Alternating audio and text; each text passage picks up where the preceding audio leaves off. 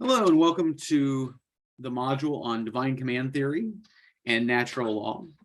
This module comes after we have just finished the module on cultural, ethical, relativism, subjectivism. The whole topic in that module is the idea that is there truth in morality? Is there, is morality, are moral claims simply matters of opinion? Are they issues of cultural directive? Are they, what is a group? Where do these things come from? Where does morality come from? Well, one of the oldest solutions to that problem is, and what divine command theory essentially does, is it says, how about if we just make God the source of all morality, right? Easy peasy. Why is it wrong? Well, because God said it's wrong. Why is it okay? Because God said it's okay. Why should you do this? Because God said it. And so this becomes what we call divine command theory.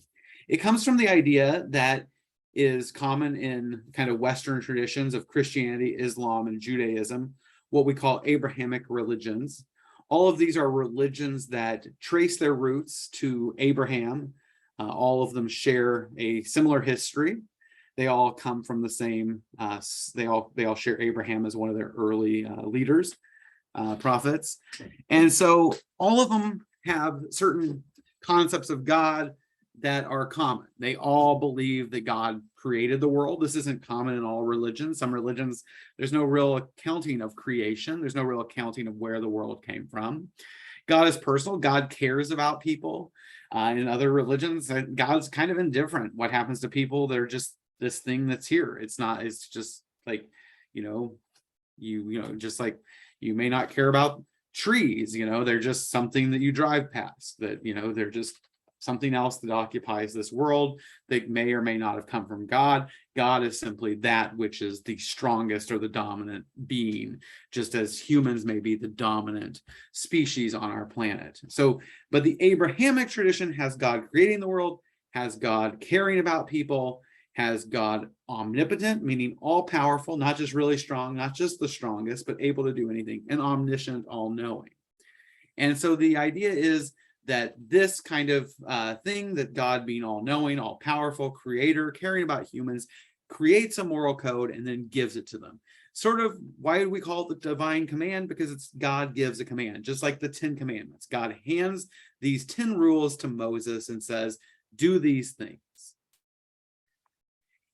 And so divine command theory does not necessarily have to come per se from the 10 commandments. It can come from other religious teachings, other moral guidance, but the idea is God tells people what to do.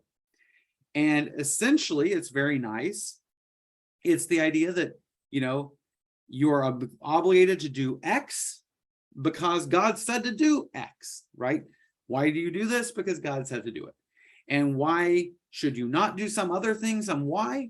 Because God said, don't do that thing, right? It's very simple. God says what to do. God says not to do. It's very attractive on some levels because you don't have to debate what's right and wrong. You don't have any question about what's right and wrong. It's all very clear and simple. God said it and you do it. And there we go. It's sort of like mom and dad saying, I told you that, so that's why, right? My kids, of course, when I tell them that, I told my kid one day, I said, so why should I do it? I said, because I told you so, right? That's divine command, except this is parental command. And my kid the other day says, who's 9, or he was probably 9 when he did this, he said, he goes, that doesn't make any sense. Like, as if a divine command or a parental command is insufficient to justify why he should be doing something.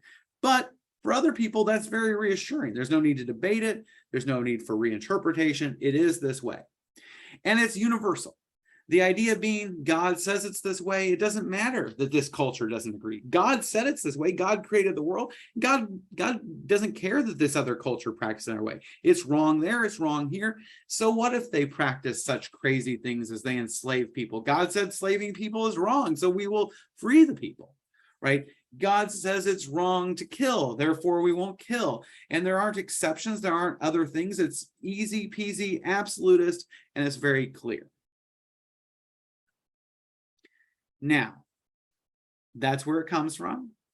Let's talk about a few problems that might come from divine command theory. Well, on a very basic level, I mean, you have this one question, which is, that's all nice and good if you're from the Abrahamic traditions, if you're Christian, Jew, or Muslim, but what if you're another religion? Okay, you don't have that same need for that command, but you also have the issue of, what if that religion gives you a different command, right? Some religions, there is a very strong prohibition on, bringing yourself attention, or, standing out, or putting your individual good ahead of the others. But there also might be cases where, the Christian tradition teaches people to turn the other cheek, and other religions, if you believe that, you're of some sort of religion that believes in the God of war, and you believe that, what pleases that God is that you smite your enemies and don't turn the other cheek. Which religion is right? Which command is right? There's always that question. That may not be such a problem for everybody, but at least poses some problem, which is there needs to be some basis for why one is better than another. The other thing that's problematic is that, some of these commands that come out, like thou shalt not commit adultery, thou shalt not kill, are somewhat ancient language, and what we consider those things are very different. I mean, the basic idea here is, it's like, thou shalt not kill. Okay, well, we talk about euthanasia at some points in the semester, or you have an option to read about that, which is the idea of what's called good death. And it's the idea that somebody who is suffering and sick, we may take action or may withdraw medical care in order that the person die peacefully without major problems. Now, you might say, okay, well, yeah, okay, that makes sense. But the issue is that, 2,000 years ago, the medical preventions, the medical interventions that allow a person to live, to be at a point where they are suffering greatly, didn't exist. And so, the idea of withdrawing these care, or the fact that somebody is allowed to age to that point, is due to medical intervention. And so that may make a difference. Also, the idea of death, what is death, is redefined by the fact that, you can be in a coma and on life support and have machines breathing for you for weeks, years, if you want. And so the idea that we can sustain life well beyond any past concept, and the idea that we might want to end that life prematurely, is that the same as killing? I don't know. And so there's a little bit of, how do you apply some of those concepts to the modern world? Because God said don't kill, but yet we've sustained life to a point that, we can now, don't kill, don't, quit feeding somebody, but yet we can keep them in a persistent vegetative state in which, it might be wrong to not feed them. I mean, it might be wrong to just take them and kill them, or maybe that is a good thing. And so there are some issues there. There's also the issue of incompatible commands. The idea that, they say in here, and this is a problem that comes up in other philosophical or ethical systems, is the idea that, if I say, do not lie or something, and then it's a honor your parents, maybe telling the truth is going to be not honoring my parents, or maybe it won't be taking care of my kids. Sometimes maybe we need to lie to fulfill other things. That sometimes these prescriptions, these commands come into conflict, and they can't always be completely separate. So those are some of the problems. Now, I wanted to, before I move on to the last problem, which is probably the biggest one, is I forgot to say that one of the other things that's nice about natural law theory is, I think it also gives us a reason to believe in God. That there could be an argument from this of what it might be a moral argument for these God. I mean, even people who who are probably atheists, oftentimes believe in morality. And if you say that morality comes from God, then how do you have morality without God? And therein lies the issue. And so there's a little bit of, if somebody accepts morality, then you can say, well, where does it come from? And they say, well, it just exists. And you say, well, no, it comes from God. And, if you believe in morality, you must believe in God. There is a little bit of an argument. There's a few steps in there that are missing, but that is something that there is also that benefit that in some ways this becomes almost its own argument for the existence of God. Now, the last problem that comes along for this is what we might call the Euthyphro problem, or the Euthyphro dilemma. Euthyphro is a dialogue. He's a man in Athens. He's considered to be the most pious man or something, I think it says, some of the reading says. But what happens is Euthyphro is Plato or Socrates. It's a Platonic dialogue. It's written by Plato, but Socrates is the character in it. And Socrates is basically at the courthouse because he's going to be tried for crimes against Athens, which will ultimately lead to his execution. But prior to this time, he runs this guy named Euthyphro, and Euthyphro is there, and he's brought charges of murder against his father.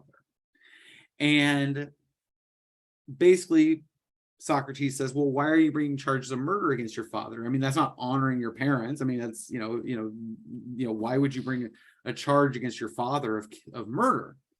And he says the reason is his father, who has servants or slaves, I forget, I think they're probably slaves or servants, whichever term they want to use, but probably pretty indistinguishable, that his father, one of the servants or slaves, killed another servant.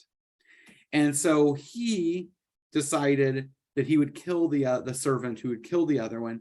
And so he tied him up and threw him in a ditch where he was left for several days to starve to death or die.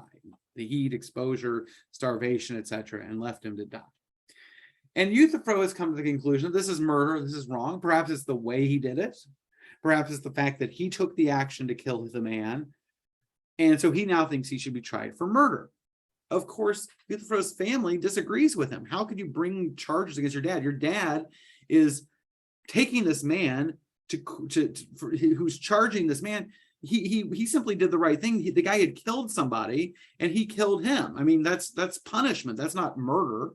And so he's saying, well, no, of course, that what I'm doing is right. What he did was wrong. It's still murder, even if there were other things. And that's basically the gist of where this begins. Now, the issue that basically comes along and the problem that comes along, there's a reading there. I'd like for you to kind of work your way through. It can be a little bit of stilted language, but the issue there that comes along is Euthyphro creates what's called a dilemma. And basically a dilemma is where you have two options. It's A or B, and A has this problem and B has this problem. And so A can't really explain it, B can't really explain it, and therefore maybe our very beginning premise is wrong. Divine command theory is wrong.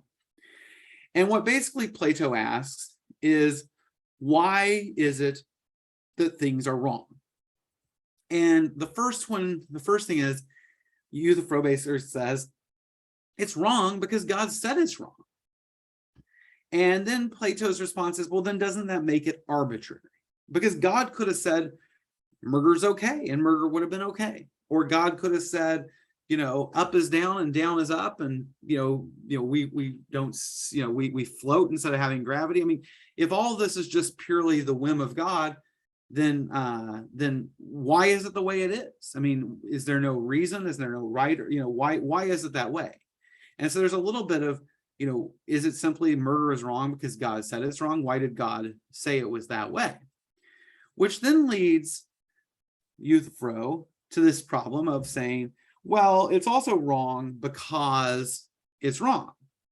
And then Plato says, but if it's wrong for some greater reason, then isn't God just repeating it? Why do we need God to say it in the first place? If it's wrong because it's wrong, then why do we need God to tell us what's wrong? Right? Now, God being omniscient knows more than us, and maybe we lack the ability to see it, but why do we need the God or gods? And this is, of course, using the language of gods because the Greeks believed in a pantheon of gods. They didn't believe in just one God. But he says basically, if the gods say it's wrong because it's wrong, then why don't we just figure out it's wrong? Why do we need the gods to tell us? So then the God isn't really making it right or wrong. It's not a divine command. It's just a divine reckoning, a divine, it's like me saying, hey, don't touch, don't stick your fingers in the light socket to my kid. I don't make that a bad move. I simply am telling him what is a bad move, right? And while that's of some value, that doesn't necessarily give us any reason to, at least God is not the source of morality. So what is the source? We still have this problem. What is the source? And if God makes it the source, then why did God not make it okay to, commit adultery or to lie or to do other things? And it's not necessarily that, but I mean, why aren't there some exceptions? Why couldn't God make exceptions? Why is it this way? Why is that? So the idea there is what is wrong because God said it. And if it's wrong because God said it, then it seems arbitrary that it's the way it is.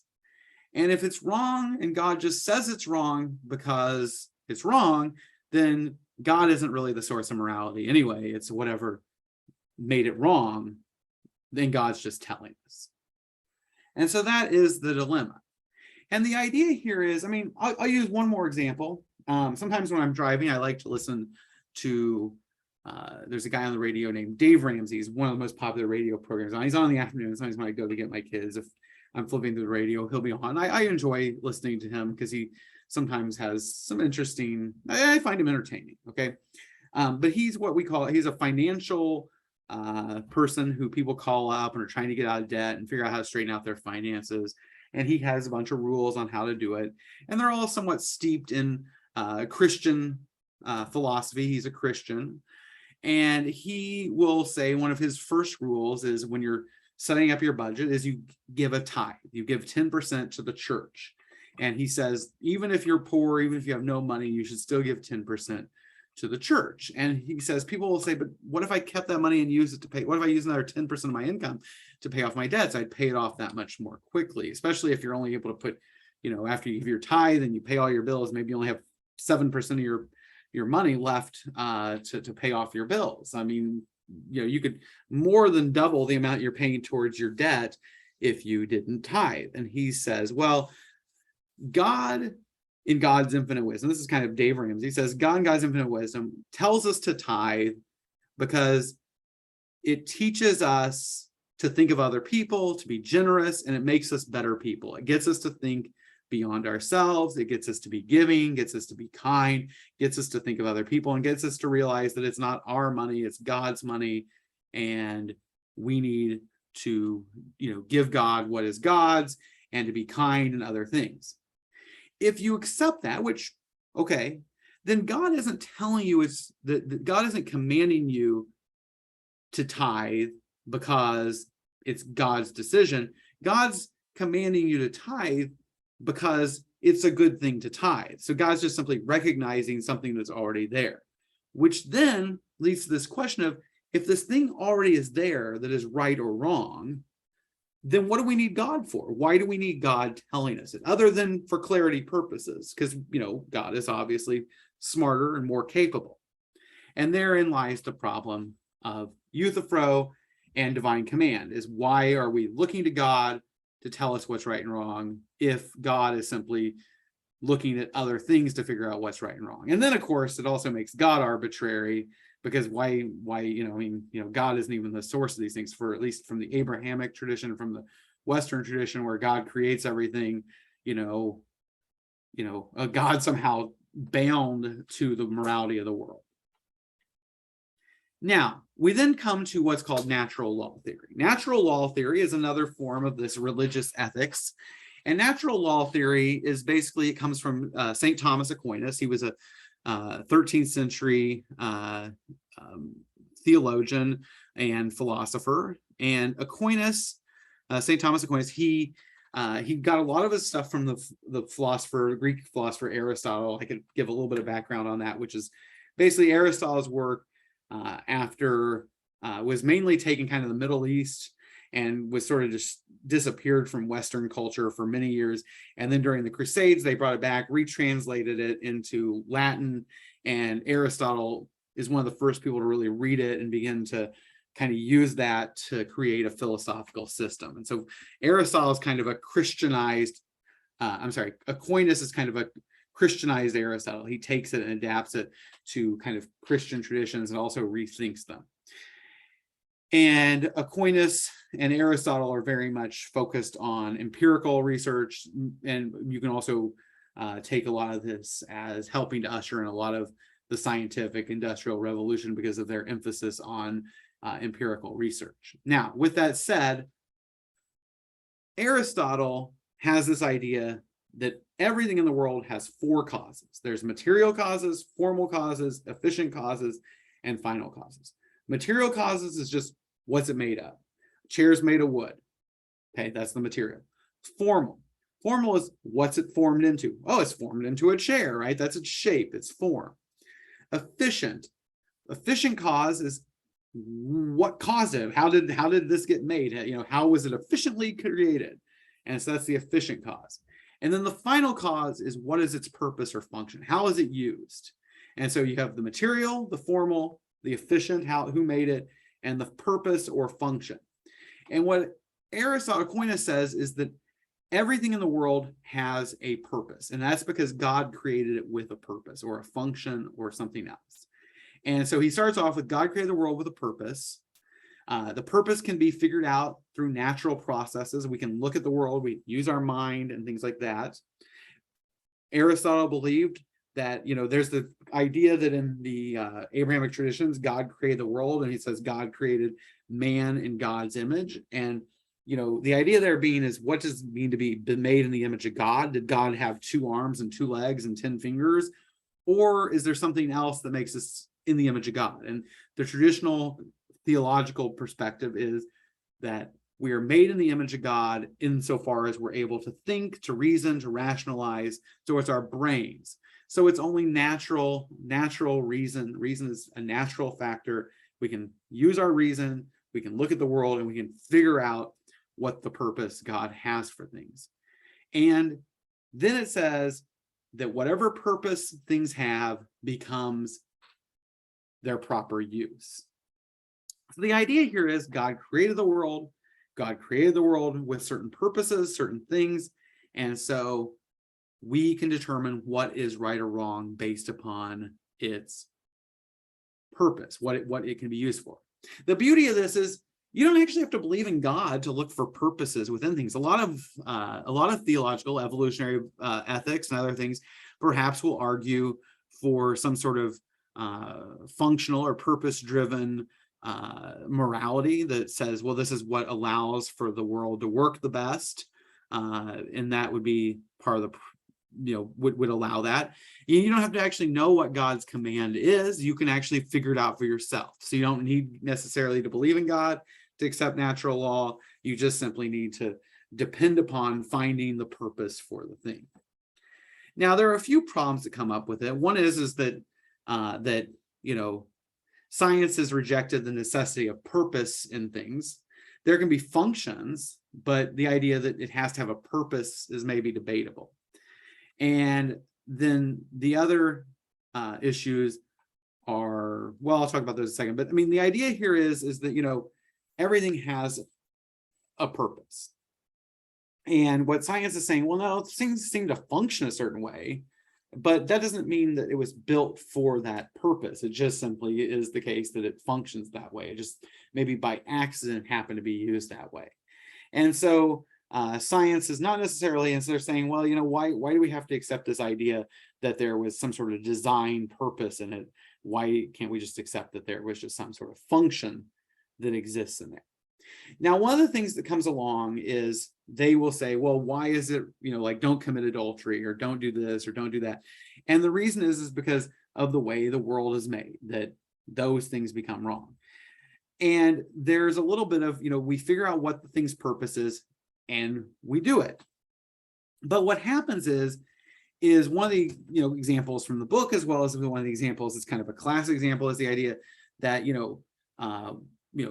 sexual intercourse is has the purpose of reproduction, right? It's to produce offspring, and that seems to be the greatest purpose, at least the ultimate purpose, for why most creatures engage in sexual intercourse. As a matter of fact, Humans and dolphins are one of the very few, primates and dolphins are, I think, about the only two species of animals that actually engage in intercourse for any reason other than reproduction. Most of them do not engage in it for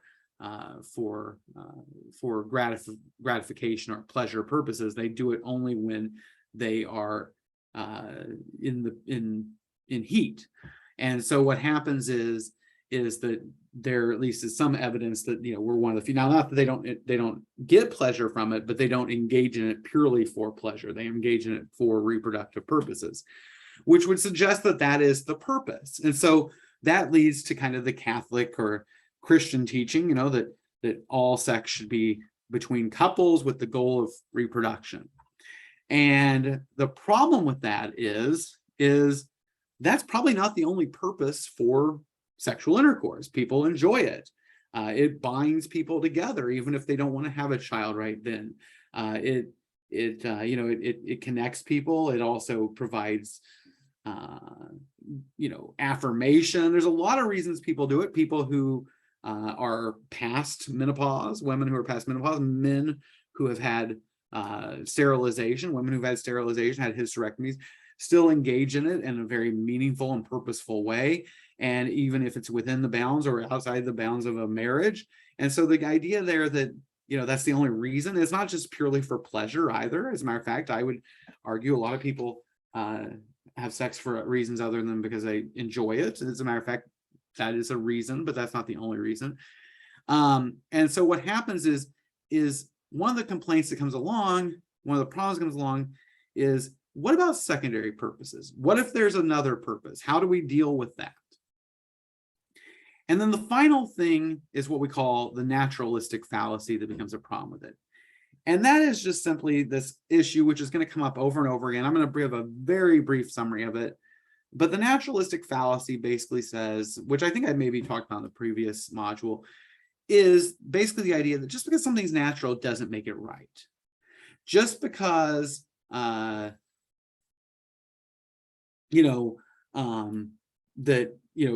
people by nature do certain things a certain way doesn't make it moral. And this, I always use the example of, like anger.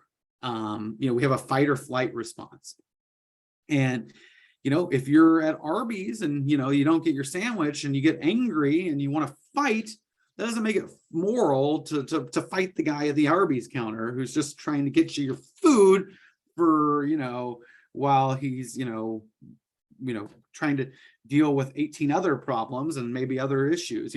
That's not a moral or good action to take, right?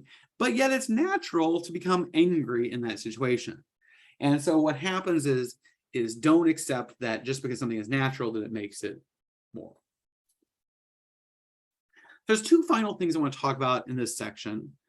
One of them is about religion or religious ethics. I talk a little bit about the idea that even if you don't see ethics necessarily coming from religion, religion oftentimes does echo traditional concepts of morality. And it creates a system, and religion in some ways makes people better. Now, some people argue religion doesn't make people better. Some people will say religion is the primary cause of a lot of the ills in our world. I forget the guy's name right offhand, but he was a famous atheist who died from stomach cancer or something like that a few years ago. And he used to always talk about how, you need to be most afraid of religious people because they're the ones who cause religious wars and other conflicts around the world that, if you study it, you realize that a lot of these are sectarian or religious in nature. And so what happens is that, some people say religion doesn't, but I think a lot of people will agree that religion oftentimes teaches us to love thy neighbor, to become better people, to think about it. And so insofar as religion mimics or gives us guidance about ethics, that is sort of a whole other topic. It's not necessarily saying ethics come from religion, but it's saying some religions do a better job at teaching proper moral approaches than others. And the last concept I want to talk about is called the doctrine of double effect. The doctrine of double effect is the idea that I talked to you about the fact that not everything has one purpose. And so sometimes things have two purposes. And so what, for example, the doctrine of double effect is the idea that it may be wrong to kill, but if you do something where your purpose is not to kill, but somebody dies in the process, that doesn't make you, then what you've done is you've actually done action A to accomplish outcome A, and outcome B came along by accident. And the idea here is that, for example, murder or killing in self-defense. The idea there is that, in traditional, thou shalt not kill is right there in the 10 Commandments. And so, what about if somebody's broken into your home and is about to murder you or your family? And so you pull out a gun and you shoot them. Well, what Aquinas or what the doctrine of double effect would say is they would say, your reason for trying to shoot them was not to kill them. Your reason for shooting them was to stop the attack on your family. The fact that they died was never your intent. Your intent was to stop the attack. Now, if you shot them with the intent to kill them, even after you knew that all you had to do was shoot them in the leg, or all you had to do is hold the gun out, but yet they turn around and start running and you shoot them in the back, then that's not killing them to stop the attack. That is killing them to kill them, right? But if you take out the gun and without any other option left, you shoot them and you kill them, and you shoot them purely as a hope that you can wound them long enough that you can escape unharmed, but the person dies in the process, then he would say your purpose was to end the attack. And the secondary effect was that they died. And therefore, it is a moral option. As an example of this has oftentimes been what allows for certain actions to be moral. For example, in the case of reproductive rights, the doctrine of double effect will say, you can't have an abortion, but if suppose you have cancer and your cancer drugs will cause you to have a spontaneous abortion, and you were trying to stop the cancer, then it would be acceptable to take medication that will keep you from that would maybe cause the abortion or cause the fetus to cease to live. Males, it's not moral in the Catholic Church to have a sterilization. But if you have prostate cancer and you treat the prostate cancer by removing your prostate, that will render you unable to have children, because the prostate provides the protection that allows the sperm to reach the ovum. And so what happens is that it becomes moral. It's your reason for having a prostate removed is not for sterilization purposes. It is for cancer treatment. And the double effect is that you're now sterile. Now, what happens is there was actually, I believe I was told, the bishop in St. Louis many years ago, 30, 40 years ago, he was in charge of the bishop, the U.S. Conference of Bishops for the Catholic Church. And one of the issues that came up was during the HIV crisis in the early probably 90s, was probably more like 30 years ago, that at some point there was an issue with the fact that there were couples where one of the members of the couple, perhaps a hemophiliac or through some sort of blood transfusion or something, had developed HIV. And so if they were to continue to have sexual relations, which would be acceptable within the Catholic Church, even post-menopause or post-ability to have children, even if you'd had a hysterectomy, it would be considered acceptable to engage in engage in sexual activity. But because it's part of the marriage, it's part of the bringing two people together. As I said, it's not all one purpose in these actions. And that seems to be one issue that comes along with natural law theory, that we seem to suggest that there's only one purpose in everything we do, but there are more than one. And so what happens is they said, well, it would be okay, but what are they to do? Because by having intercourse, they could spread HIV. And so the church said that in cases of married heterosexual couples in which one has or believes they have reason to have HIV, such as they're a hemophiliac, they get blood transfusions and may not know initially, because initially there was, wouldn't have been quickly found out you had the virus that became HIV, that in those couples, they could use a condom for the purposes of stopping the spread of HIV, but not for reproductive purposes. It would have the double effect of preventing pregnancy, but its primary effect would be to stop the spread of HIV. And so that becomes the doctrine of double effect. The purpose is one thing, but it has a double effect of the second one. And that, in some ways, is where, for the natural law theorist or natural law ethics, is beginning to ask the question of, under what circumstances can you engage in these things that are prohibited because they are simply double effects? Okay, so that kind of gives you just a little bit of a primer on natural law. If you have any questions, please don't hesitate to reach out and ask me.